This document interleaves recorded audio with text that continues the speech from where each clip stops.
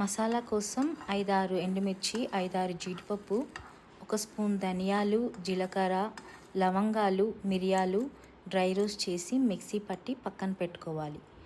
ఇప్పుడు 5-6 పచ్చిమిరపకాయ చీలికలు, 3 పెద్ద ఉల్లిపాయలు, 1 హాఫ్ కేజీ చికెన్ వాష్ చేసి పెట్టుకోవాలి.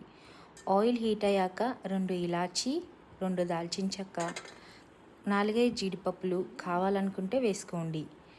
పచ్చిమిరపకాయ చీలికలు వేసి మంచిగా ఫ్రై చేసుకోవాలి.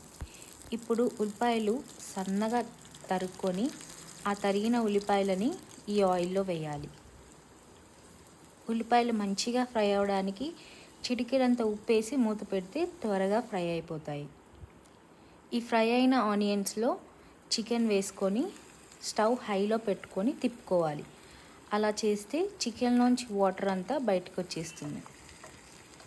ఒక 2 to 3 minutes అలా హైలో తిప్పాక కొంచెం పసుపు వేసి మూత పెట్టి ఒక 10 to 15 minutes దాకా చికెన్ని మగ్గనివ్వాలి.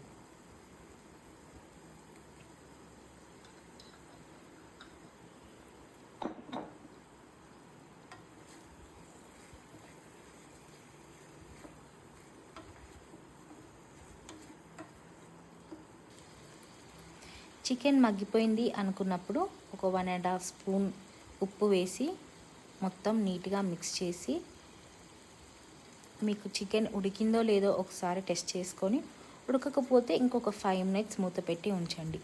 ఉడికింది అంటే మనం ఫస్ట్ చేసుకున్న మసాలా పౌడర్ మొత్తాన్ని ఇందులో ఈ చికెన్ ఫ్రైలో వేసేసి నీట్గా మిక్స్ చేయండి. మనం ఎంత బాగా మిక్స్ చేస్తే పీసెస్కి మసాలా అంత బాగా అంటుకుంటుంది.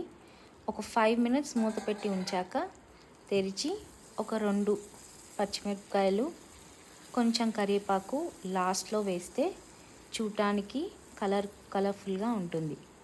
అంతే, చాలా easy, less ingredient chicken fry ready.